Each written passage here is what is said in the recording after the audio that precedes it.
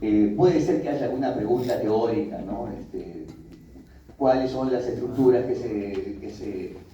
los músculos que se insertan en la cara superior y en la inferior del olecra? Entonces ustedes van a decir, bueno, será tríceps, arriba, conio, abajo. Pero no vamos a insistir demasiado en clase porque no voy a terminar nunca, tenemos muy poco tiempo para antebrazo y mano, así que ya ustedes saben acerca de la sinesmosis radiocubital, ya hemos hecho esto, ¿no? Conocen perfectamente lo que pasa con estas estructuras óseas y si no las conocen, tienen que conocerlas porque evidentemente en la parte teórica lo tendremos que preguntar, o tal vez no. O sea, hay otra cosa que quiero decir. No necesariamente el examen va a abordar todos los temas. Yo espero que sí. Pero por ahí que hay un tema que no se abordó y justo era el tema que más había. Bueno, lo siento. Y por ahí que vamos más encausados hacia un tema que nos interesa más. Bueno, en realidad un examen es como se hacía hace 10.000 años antes de Cristo en mi país, ¿no? Vos ibas a dar un examen, había un jurado y sacabas una bolilla. Y sacabas la bolilla número 22, que justo era el tema que habías estudiado un montón. O justo era el tema que no sabías absolutamente nada, pero sobre eso te preguntaba. ¿Qué significa? Hay que estudiar todo. Hay que estudiar todo, ¿no? Bien. Ya sabemos lo que es esto, sabemos qué cosa es la tróclea, qué cosa es la fosa olecraniana, ¿no es cierto? La fosa radial, la fosa coronoidea para la apófisis coronoides del cúbito, ¿no es cierto? ¿Qué es el olecrano? ¿Qué se insertan en estas copas? Eso ya ustedes lo saben. Entonces, comencemos con el antebrazo. El antebrazo es la parte del miembro superior que va de codo a muñeca. Entonces, si tenemos que darle límites al antebrazo, hay un plano horizontal que pasa a 2 traveses de dedo por debajo de la epitróclea, por la zona distal, un plano horizontal que pasa por el borde superior de la cabeza cubital, y lateralmente, básicamente, corresponde el volumen a la masa muscular del antebrazo. Normalmente la anatomía te dice 2 líneas que partiendo de la epitróclea, el epicóndilo llega, bueno, pero evidentemente si vos haces ejercicio y tenés una buena masa muscular, esas 2 líneas, o sea, los músculos van a superar, por supuesto, esas 2 líneas. Así que esos límites de la anatomía clásica no tienen mayor sentido, ¿no? Ustedes pueden inclusive en sus muñecas tocar perfectamente las apófisis estiloides, tanto del radio como del cúbito, que también son reparos anatómicos que vamos a ver más adelante. Dentro de esta región antebrachial vamos a encontrar algunas estructuras. En la práctica la mayoría de estas estructuras no están, algunas sí, los filetes de músculo cutáneo sí, porque llegan hasta el antebrazo, pero mucha estructura venosa ya no se encuentra. La piel del antebrazo en la parte externa tiene folículo piloso, tiene vellos, ¿no? Tanto del hombre como de la mujer. Y la cara interna del antebrazo, la cara medial, es la piña, tanto en el hombre como en la mujer, ¿no? O sea que es una piel bastante delgada. ¿Qué quiere decir esto? Que si vos tenés la mala suerte de hacer una quemadura circunferencial, o sea, lamentablemente tenés una quemadura de todo el antebrazo con agua caliente, con agua hirviente, ¿no? La zona que más se va a profundizar, que seguramente va a terminar, de hecho, con 3er grado, es la zona que tenga menos anexo cutáneo. ¿Sí? O sea, dentro de los accidentes cotidianos que podemos tener en casa, una quemadura por líquido caliente es cotidiana. Entonces, si vos te quemás la cara externa del antebrazo, te va a doler, etc. Pero probablemente esa quemadura vaya mucho mejor que una quemadura de la cara interna. Cuanto menos anexos cutáneos tiene la piel, más desprotegida está frente a todos los agentes físicos o químicos que la dañen, que la afecten.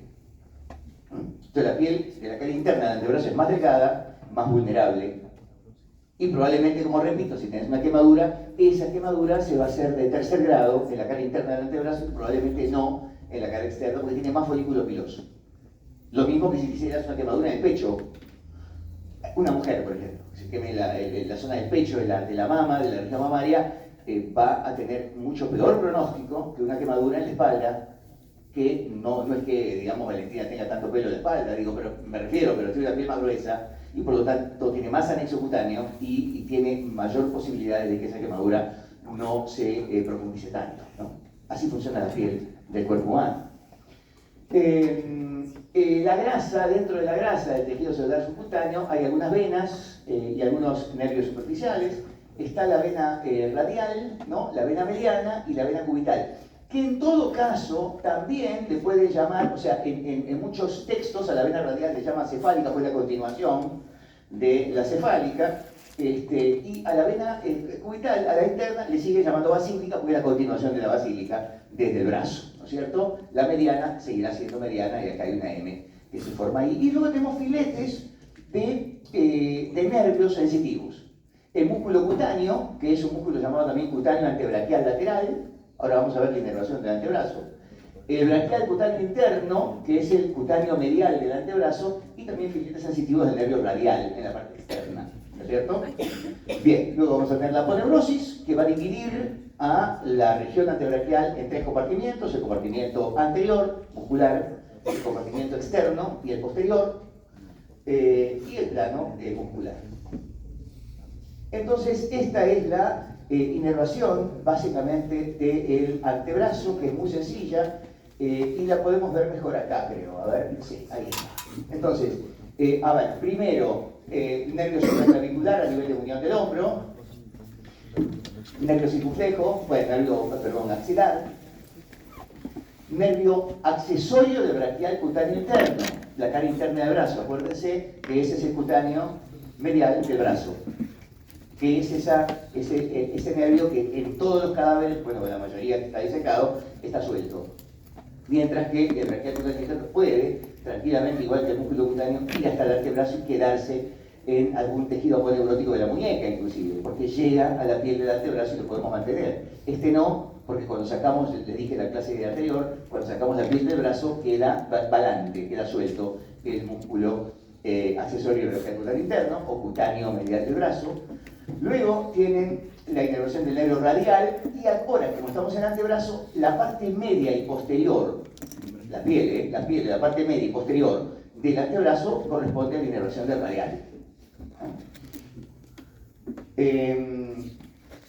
Braquial cutáneo interno. O sea, si ustedes dividen la cara anterior del antebrazo en dos, con un plumón, entonces van a tener que la parte medial, o la parte interna del antebrazo, la inervación sensitiva corresponde al músculo braquial cutáneo interno, o simplemente cutáneo medial del antebrazo, o cutáneo antebraquial medial, ¿no? Y la cara externa corresponde al músculo cutáneo, que también le dicen cutáneo antebraquial lateral. O sea, de cualquier forma. Yo en el examen voy a tratar de poner las dos nomenclaturas, por eso que el examen va a tener bastante texto, ¿no? Pero tiene una hora para resolverlo. O sea, no hay mucho problema, ¿no? Lo pueden leer y pueden responder. Imagínense, normalmente en un examen teórico de 40 preguntas, ese examen debería durar 40 minutos. Porque la tecnología educativa dice que es 1 minuto por pregunta. Lo demás es copiar. Lo demás es copiar.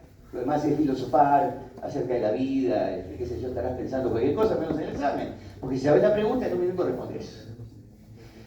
Y nosotros estamos dando mucho más, porque damos 1 hora. O sea que tienen tiempo sobrado como para pensar en la inmortalidad del mosco, ¿no?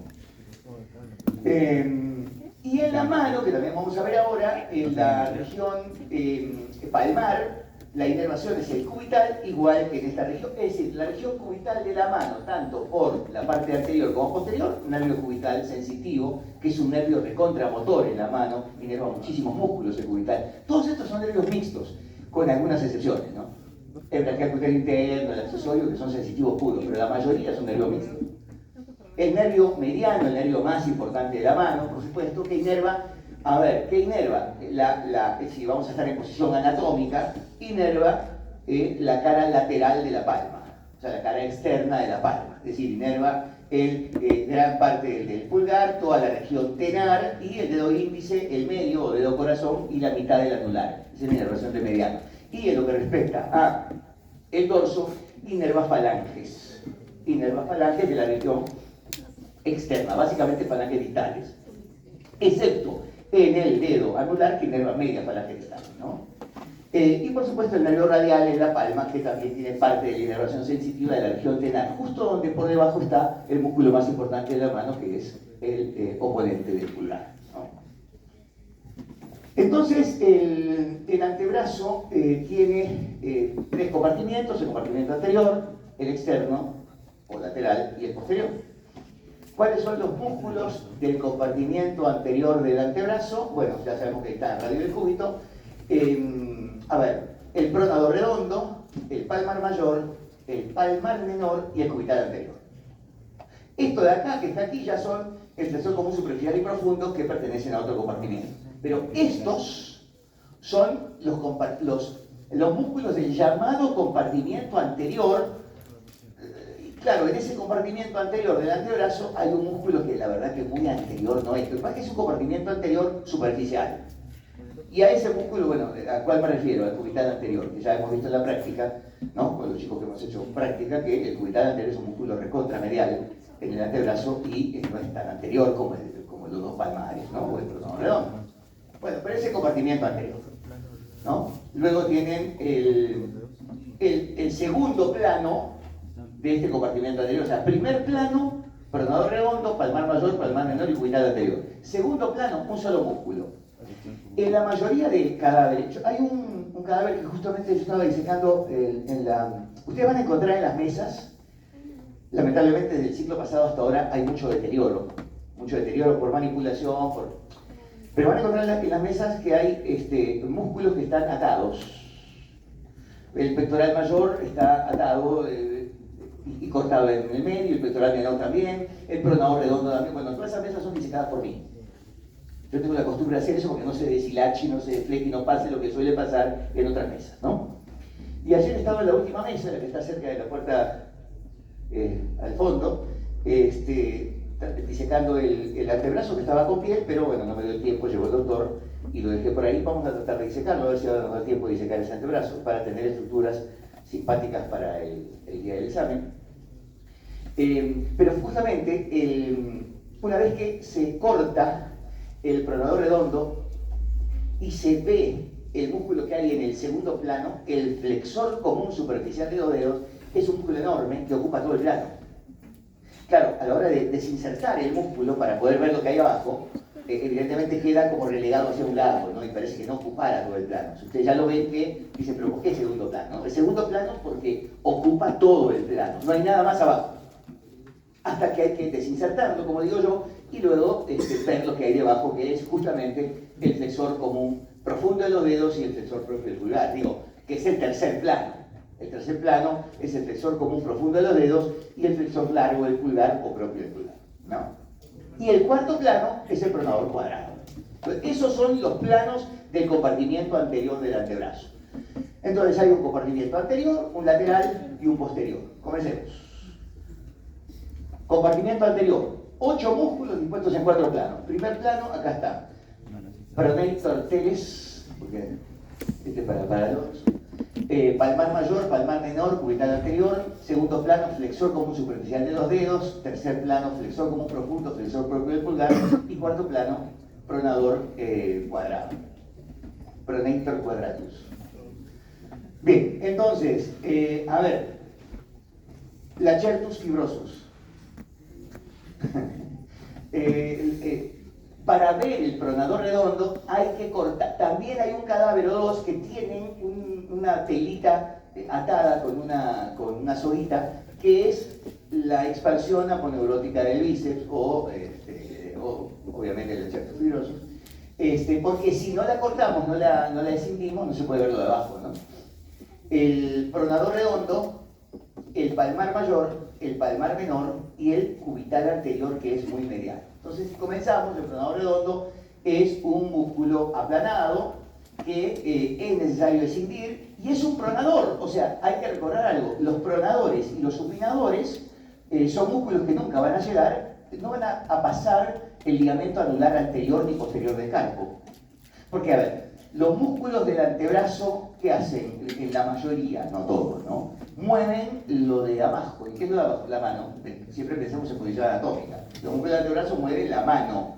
O sea, la mayoría de músculos del antebrazo lo que hacen es tener largos tendones, son 20 músculos, ¿no? Son largos tendones que van a traspasar los ligamentos de la muñeca y van a llegar a los huesos del carpo para mover la mano, sino cómo la mueven. Pero no todos, porque los pronadores y los supinadores son realmente músculos que se enroscan en el esqueleto del antebrazo, en la cadera del cúbito, y lo que hacen es pronar y espinar, o sea, generar rotación interna y rotación externa de la muñeca. Esos músculos nunca van a sobrepasar los ligamentos de la muñeca, ¿no? En este caso el pronador redondo, ¿no? O pronator teres, que no es broma, ¿no? Ahora, yo les digo, o sea, yo les pongo la nomenclatura de nómina anatómica internacional, que es latina, algunos también les pongo la nómina anglosajona y la nómina francesa. Estamos hablando ayer con varios profesores, el doctor Wingo, etc. Y ustedes cuando lleguen a hospitales, si alguno de estos músculos les llama pronator teres, ¿no? Será casi un milagro, ¿no? O sea, acostúmbrense ustedes también a la nómina francesa en algunos casos, porque difícilmente, inclusive muchos médicos le van a llamar al brachio radial. La mayoría le van a llamar supinador largo, aunque es mucho más correcto decirle brachio radial, porque supinador no supina nada y ustedes ya lo saben, porque lo hicieron de práctica, ¿no? Pero difícilmente le van a llamar así los médicos traumatólogos que le van a enseñar a ustedes en los hospitales, ¿no? Se origina de epitróclea, ¿no? Y el apófisis coronoides, o sea, el pronador redondo, y eso lo van a ver en la última mesa, ¿no? Todavía, que no me dio el tiempo, yo até con una pitita una parte del pronador redondo, pero tiene dos inserciones, ¿no? La epitroclear, ¿no? Y la coronoidea. Entonces, hay una parte profunda y una parte superficial del pronador redondo que todavía no até, que lo voy a hacer ahora si me da el tiempo, ¿no? Entonces, una vez que recién desinsertamos el pronador redondo, podemos ver estructuras más profundas, ¿no? Se inserta en el radio, en la cara lateral, lo inerva el mediano, igual que a todos estos músculos, están inervados por el mediano, y la acción es flexionar el radio débilmente y sobre todo pronar, ¿no? Es un pronador, o sea, es un rotador interno de la muñeca, ¿sí? O sea, estos músculos son los que mueven dos articulaciones, la radiocubital superior e inferior. En este caso, el pronador redondo lo que hace es mover la articulación radiocubital superior, que es una... Empieza con tronco y termina con coide. Una trocoide, ¿no? Entonces la mueve haciendo esto, ¿no? Palmar mayor o flexor radial del carpo. Díganle como quieran, voy a tratar del examen de poner las dos nomenclaturas. Ustedes pueden tener muchos libros y muchos atlas que están en nómina anglosajona, y está bien. Todos estos músculos son aplanados, también se inserta en la epitróclea. Hay varios músculos que se insertan en la epitróclea y otros tantos que se insertan en el epicóndilo. Se insertan a través de tendones. Y esos tendones, de estos 5 músculos que se insertan en la epitróclea y también los que se insertan en el epicóndilo, se inflaman de acuerdo a los movimientos. La mayoría de estos músculos que estamos estudiando ahora, el compartimiento anterior del antebrazo, van a ser, o sea, los músculos cuyos tendones se insertan en la epitróclea van a ser más o menos este movimiento. O sea, van a ser flexores de la muñeca. Cuando hagamos compartimento posterior y externo y veamos músculos que se insertan en el epicóndilo, van a hacer este movimiento. O sea, van a ser extensores de la muñeca. Entonces, esos tendones, los tendones de los músculos epitroqueales y epicondilios se inflaman de acuerdo a que hagan movimientos repetitivos con la muñeca.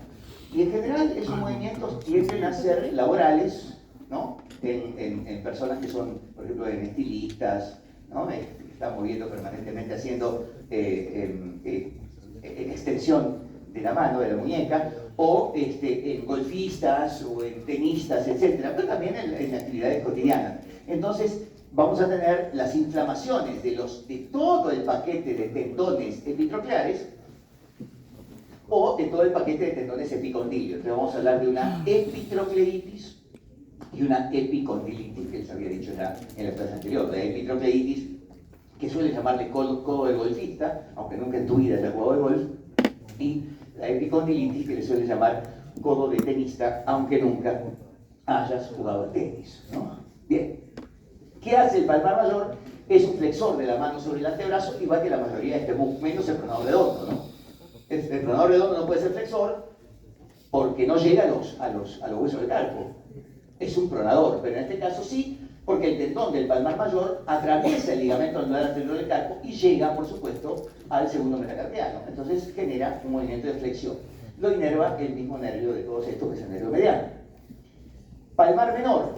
El palmar menor, o palmar largo simplemente, es un músculo importante. En pocas disecciones se nota que este músculo, el tendón de este músculo se puede ver también, por cierto, ¿no? Ahí tienen, o sea, no sé si me ven a mí, pero bueno, yo creo que sí. Ese es el tendón del palmar menor. Es el tendón que ustedes lo pueden notar siempre en la muñeca. Por ejemplo, Alonso no tiene palmar menor, ¿no? Porque estaba escuchando algunos alumnos que decían, bueno, nos han comentado que en algunos cadáveres, en algunas personas, no hay palmar menor. O sea, es un músculo que a veces hay, a veces no hay. No, una cosa es que no sepa reconocerlo en el cadáver o que se lo hayan cortado, ¿no? Que ya no esté, y otra cosa es que no existe el palmar menor. No es un músculo que a veces hay y a veces no hay, ¿no? Y es tan importante el palmar menor, aunque sea un músculo que tenga un vientre muscular muy delgadito, que es el que forma la aponeurosis palmar. O sea, este tendón es el tendón del palmar menor, no del mayor, no se ve el palmar mayor en la muñeca, se ve el palmar menor y es el que forma la aponeurosis palmar, que es tan importante. La fascia o aponeurosis palmar es importantísima, tan importante como la plantar, que vamos a estudiar inmediatamente después del examen, ¿no? El miembro inferior. Entonces, este músculo palmar menor es el que forma la fascia palmar, ¿sí? Y está inervado también, por supuesto, por el nervio mediano. ¿Qué hace? Flexiona la mano, igual que el palmar mayor, flexiona la mano sobre el antebrazo. Esto hace. Y pone tensa la fascia palmar. Cuando hay sobrecarga muscular en la mano, que es tan frecuente, ¿no? ¿Dónde tenemos sobrecarga? En los músculos que más trabajamos. Los músculos de la mano, depende de lo que hagas con la mano. Los músculos de la nuca, ¿no? Se sobrecargan, se contraen. Entonces es importante hacer un amasamiento. Y cuando te viene a hacer un amasamiento o alguien te hace un pequeño masaje en la mano que estás agotado o agotado, estás cansado por algún trabajo que realizaste, se siente una sensación muy placentera. El trabajo sobre la fascia palmar. Bien. Cubital anterior. Flexor cubital del carpo. Flexor cubital. ¿No? Ulna, claro, el cúbito. Muy bien. Entonces, ¿qué hace? Bueno, es un músculo tremendamente medial, ¿sí? Se origina también en el olecranon y en la epitróclea, o sea, es uno de los tendones epitrocleares, o sea, es uno de los tendones que se inflama en las epitrocleitis. Se inserta en el carpo, en el hueso pisiforme, acuérdense, la primera fila, ¿no? Escafoide semilunar piramidal pisiforme. Lo inerva el nervio cubital, en este caso. El nervio cubital, que les adelanto que es el nervio que más músculos inerva en la mano. El nervio cubital es un nervio tremendamente motor en la mano, ¿no? También es sensitivo, pero es el que más músculos inerva, ¿no? En lo que respecta a cantidad de músculos. ¿Qué hace? Flexiona la mano sobre el antebrazo, pero es aductor. O sea, chicos, los músculos anteriores flexionan. O sea, el cubital anterior es anterior. Bueno, es bastante medial, pero es anterior. Por lo tanto, también hace, flexor. Pero además, es cubital. O sea, está en la zona interna del antebrazo. Por lo tanto, hace aducción. Y hay un músculo que está, a ver, si el cubital anterior está acá, hay otro músculo que todavía no estudiamos, está acá atrás, se llama cubital posterior. Bueno, tanto el cubital anterior como el posterior, ¿qué hacen los dos? Los músculos, tanto el cubital anterior como el posterior, hacen este movimiento que es aducción o aproximación de la mano a la línea media del tronco. Repito, en posición anatómica hacen esto. Bien. Segundo plano, flexor común superficial de los dedos. O simplemente flexor superficial de los dedos. ¿No?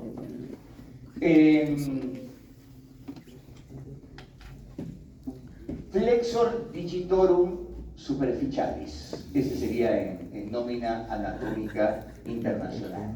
A ver, vamos a llevar a andar al hospital y decirle, tengo un problema en el flexor, ¿no? Digitorum superficialis, ¿no? Está medio complicado, ¿no? Pero es la nómina anatómica internacional. La nómina anatómica internacional en el Perú funcionó como el esperanto. Hay muchos médicos que intentaron enseñar el nómina anatómica, o sea, todos los nombres en latín. Esto fue parecido a lo que pasó con el esperanto, ¿no? En los años 70, que todo el mundo dijo va a haber un idioma universal, se acabaron las lenguas, todos hablan esperanto. Y es un idioma que ahora es un idioma de culto, que lo vas a estudiar si querés, pero que nadie en tu vida va a hablar en esperanto. Entonces, este es un músculo que se inserta también en epitrofia y en coronoides, como el pronador redondo, ¿no?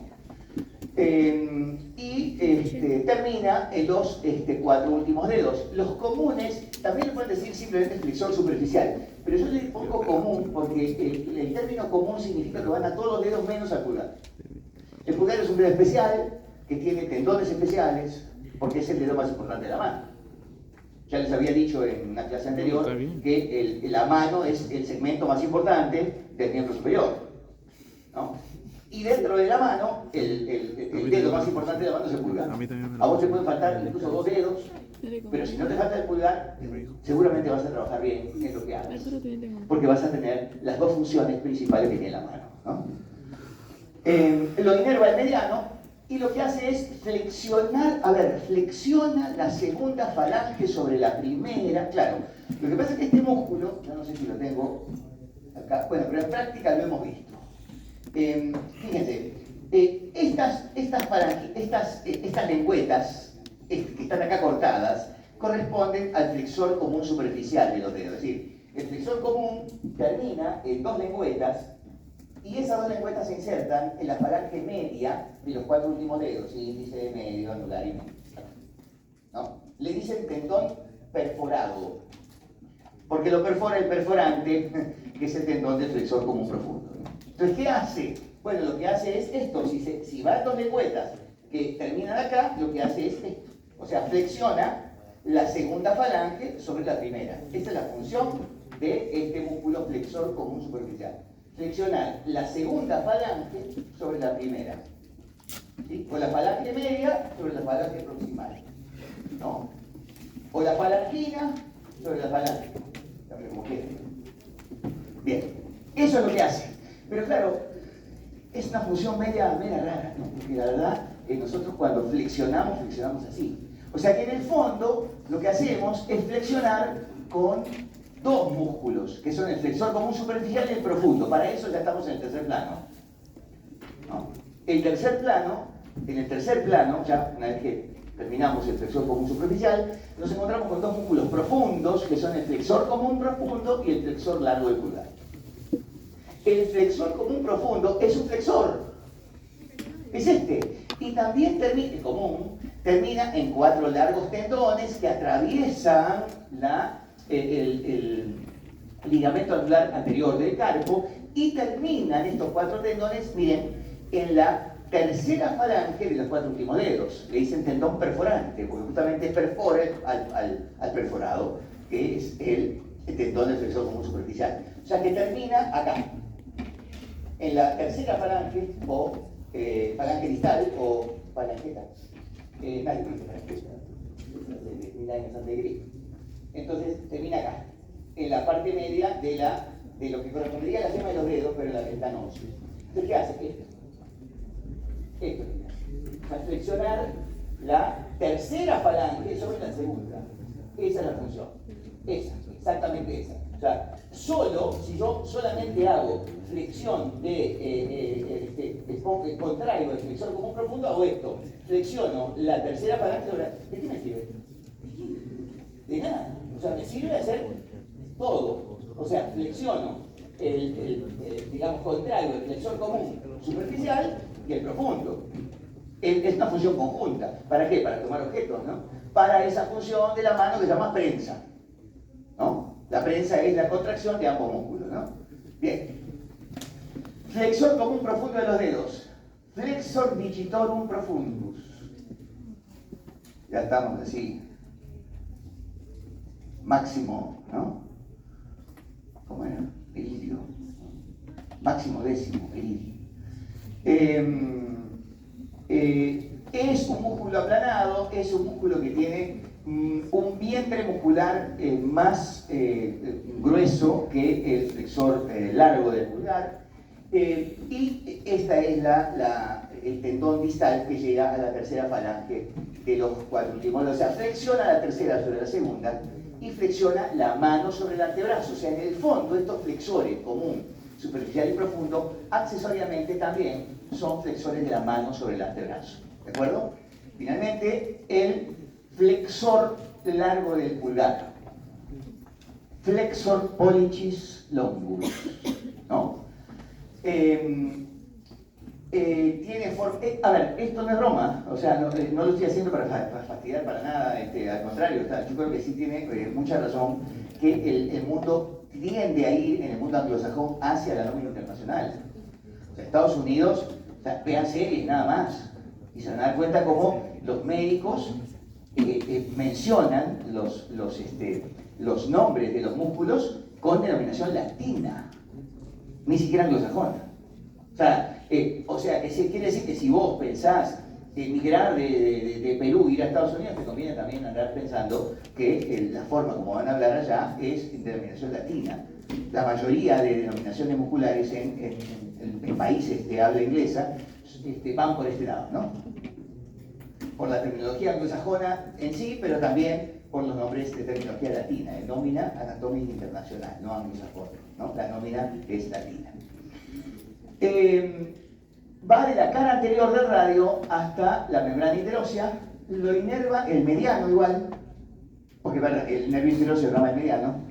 Acuérdense que en esa membrana interósea, en gran número de cadáveres van a tener un filito que tienen que tratar de liberarlo. En muchos ya no está. Ayer lo estaba viendo en una de las prácticas que hicimos.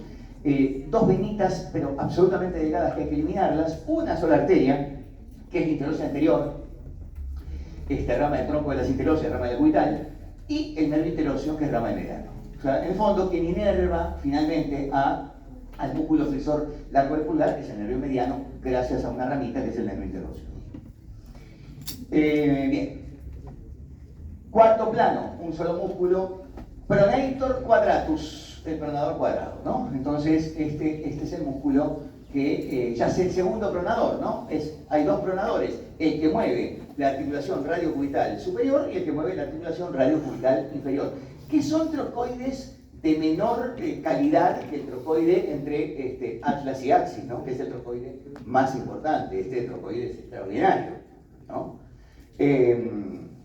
Profesor, ¿nos va a dar más tiempo para el examen práctico en lugar de 20 segundos por pregunta?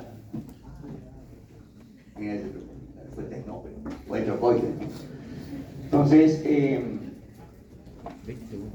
el pronador cuadrado es un músculo que, igual que el redondo, se enrolla entre el radio y el cúbito y genera una función de pronación. Igual que el supinador. El supinador es un músculo superior o supinador corto, ahora vamos a ver eso, que se enrolla entre el radio y el cúbito para hacer lo contrario, para supinar. O sea, los pronadores y los supinadores son músculos que no tienen tendón distal, sino que se enrollan en los huesos para que roten.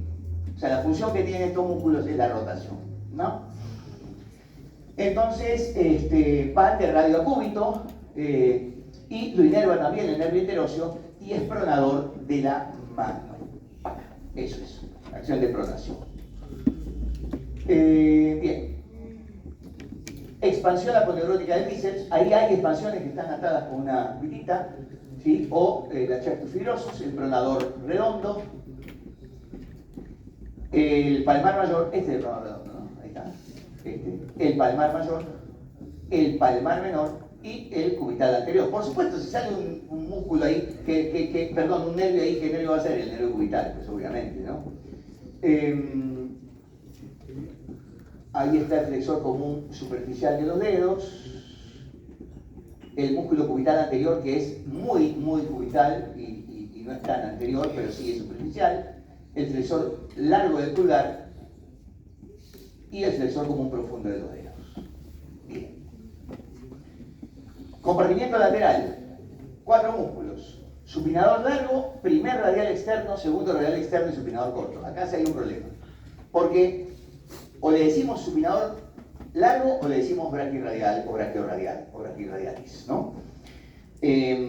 Particularmente creo que el nombre correcto es decirle braquiorradial, porque el nombre del supinador largo ya se sabe que la acción del supinador no es supinar, es un flexor. Entonces, si ustedes ven Netter o ven Gray o ven cualquier libro de nomenclatura, cualquier atlas, y ven anglosajona, al supinador corto le llaman solo supinador. Claro, no hay supinador largo, porque es braquiorradial. Entonces, cuando vean ustedes supinador, ni se pregunten si es corto o largo, es el corto, es el que normalmente le llamamos supinador corto, que es un músculo pequeño de región externa y proximal del antebrazo, ¿no? Entonces, estos son los músculos de esta región. Este es, por ejemplo, el supinador simplemente en anglosajona, o supinador corto en nómina francesa, ¿no? Bien, ahí está. Este es el supinador corto o supinador simplemente, los radiales, ¿no? A ver, supinador largo, braquiorradial. Particularmente ahí sí yo estoy totalmente de acuerdo que el nombre debería ser braquiorradial. Es un músculo largo que también termina en un largo tendón que atraviesa el ligamento posterolateral del carpo. Se inserta en la apófisis estiloides del radio, que en la mayoría de ustedes la pueden palpar en la muñeca, igual que la de cúbico. Lo inerva el radial y lo que hace es, a ver, supinar. Nada, no supina. O sea, sí tiene una función de supinación leve, tan leve que es despreciable según muchos anatomistas. Por lo tanto, es un débil flexor, ¿no? Entonces, ahora, claro, es un músculo que si vos haces ejercicio muscular que es tan difícil, ¿no? Para los que hacen un poco de pesa, saben que tener masa antebraquial es bastante complicado, pero el músculo que mejor reacciona frente a el ejercicio muscular del antebrazo es el supinador largo, ¿no? O sea, es el braquiorradial, ¿no? Bien.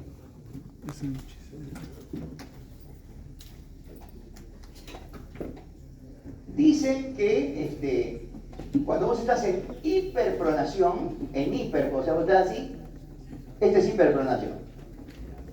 Si vos estás en hiperpronación, claro, entonces el supinador largo también colabora en la supinación. Pero ya sabemos que ese supinador corto, y más aún con el codo trabado. Cuando yo digo codo trabado es así, ¿no? Porque hay otro supinador que ya estudiamos, no vamos a hablar ahora, pero ya saben cuál es el otro supinador con el antebrazo en 90 grados sobre el brazo.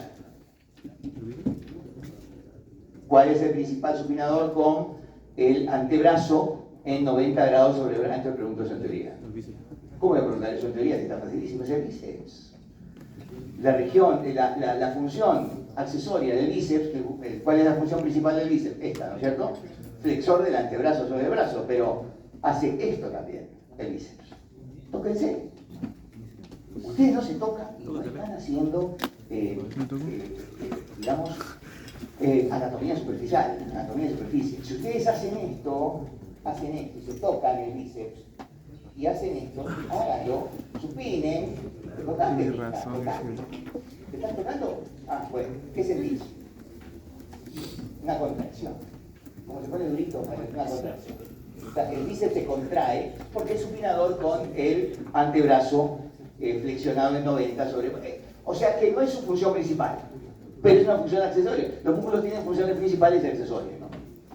Bueno, pero este músculo de supinador realmente no tiene nada. Primer radial externo, extensor radial largo, ¿no? Que tiene menor masa muscular que el otro, que el extensor radial corto o segundo radial externo, ¿no?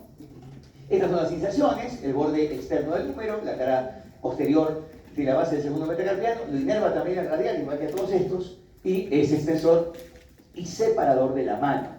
Los radiales hacen esto, o sea, ¿cuáles son los músculos que hacen separación? El palmar mayor, porque el palmar mayor es bastante externo, también anterior pero externo, o lateral si quieren, los radiales externos hacen esto. O sea, separan la mano de la línea media, o sea, hacen abducción o separación. Segundo radial externo, extensor radial corto, ¿no? Entonces es un músculo que va al epicóndilo. Estos son los músculos epicondilios.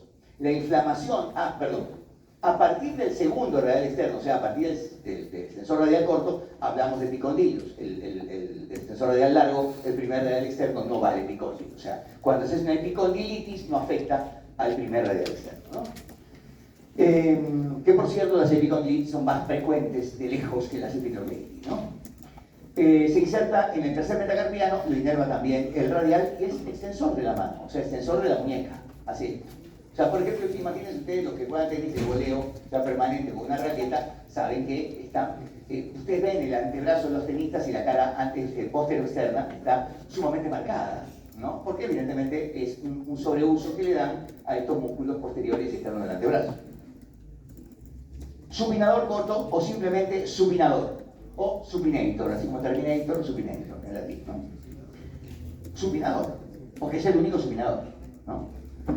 Es un músculo cilíndrico que se enrolla en la parte superior del radio del cúbito. Es el principal supinador, sobre todo con el codo trabado, es el principal, es el que tiene más fuerza. Esto ya lo explicamos cuando hicimos, no sé qué hicimos, pero lo explicamos, ¿no? Es decir, si ustedes intentan, la pronación es más débil que la supinación. O sea, en lo que respecta a fuerza muscular, ¿no?